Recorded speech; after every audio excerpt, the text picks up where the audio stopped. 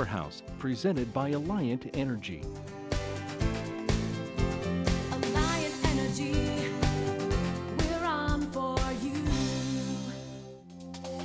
We just heard from a builder who designs and builds green homes. Now we're going to talk with a homeowner who actually lives in a green home to hear what lifestyle changes they've made. Joining us is Backlund-Clapp to talk about it. And Kara, what made you decide to live in a green home?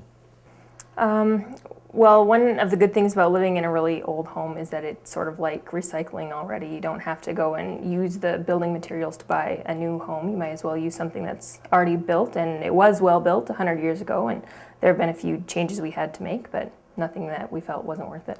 How about that? What kind of changes did you have to make from your previous lifestyle to move into this green home? Well, a lot of the things we do here, like composting and using CFLs, are things that we did in our previous home, but we did have to do some things to make this place more energy efficient. I guess it was fortunate there weren't appliances included, so we did buy new Energy Star appliances when we moved in. And the attic actually wasn't insulated. The house is almost 100 years old, and no one had ever bothered to insulate it. So when it started to get colder out, you could just feel the cold air seeping down from the attic. So we insulated the attic, and we put rope caulking around all the windows, and we put in the cellular shades on all the windows. There's about 24 windows, and we looked into whether we should replace them or reglaze them. We did have some of them reglazed.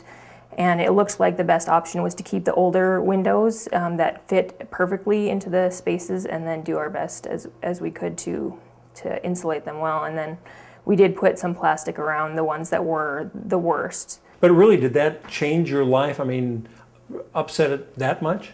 No, it would be similar to when you do spring cleaning and winter Christmas decorating. There's a couple seasonal things that you would have to do in the spring. You make your house ready for the hot weather of the summer, and then in the winter you put the rope caulking back on and maybe turn your thermostat down. We have a programmable thermostat, so we just set it higher in the summer, maybe up to 78, and in the winter we kept it actually around 63.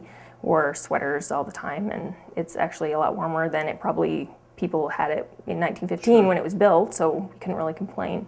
Now, what other things are you doing besides sort of the typical things? I know you are doing some other items. We have a clothesline out back that I use pretty much as soon as I can in the spring, and then that's good probably all the way through October. And then after that, I have a drying rack indoors that I use for pretty much all my drying except for the towels. We put in a wood burning insert in our fireplace, and that allows more of the heat to go out into the room instead of up into the chimney.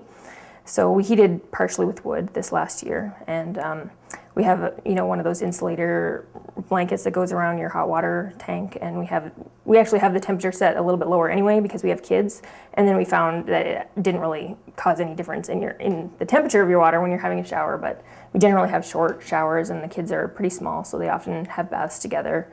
And things like only running the dishwasher when it's full, the washing machine when it's full, things like that pretty much everyone, you usually know, but a lot of times people forget, I think.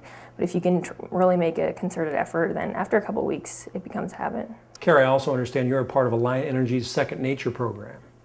Yes, that's true. We started as soon as we moved into this house. When we moved into Iowa, we didn't have a program like that in our previous location, but from what I understand, customers can choose to be a part of the Second Nature program, and then in doing so, the energy that you purchase comes from a renewable source. So in that case, you're not only reducing your carbon footprint, but you're also spending your money towards the development. As the demand goes up for this kind of energy, then the supply will go up as well and become more available to other people. And some people would maybe question whether they're going to see the difference in their electric bill, but because of the other things we've done, like insulating our windows and the CFLs and so on, and reduced our total energy intake, then we actually haven't noticed a difference. What recommendations would you have to our viewers about if they want to pursue a green lifestyle in their homes?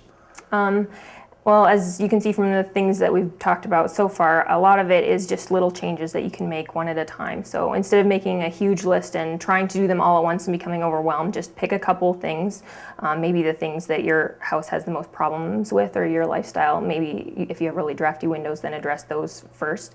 Or if you have a lot of packaging waste in your food, then you can address that first. And as you make one change and you become adjusted to that in your lifestyle, then go on and address the next thing. So it really is a longer term thing, commitment that you're looking at. And over time, I mean, we won't live the exact same as we do now, too. We intend to improve over time as well. But it's not costing you a lot. A lot of folks think about a green lifestyle as major investments of dollars, but it's really not that way, is it? No, and it's funny because a lot of the things that we chose to do initially, it was also because of the money savings. For example, not using the clothes dryer, using a clothesline instead, that saves you money every month. The CFLs, the energy efficient blinds and insulation, you will outlay a little bit of dollars at the beginning, but even over one season, we already saw the savings from that. It was already worth it. So you'll definitely save money by doing these changes. Well, Kara, thanks for letting us come into your home and see how you live a green lifestyle. Thank you.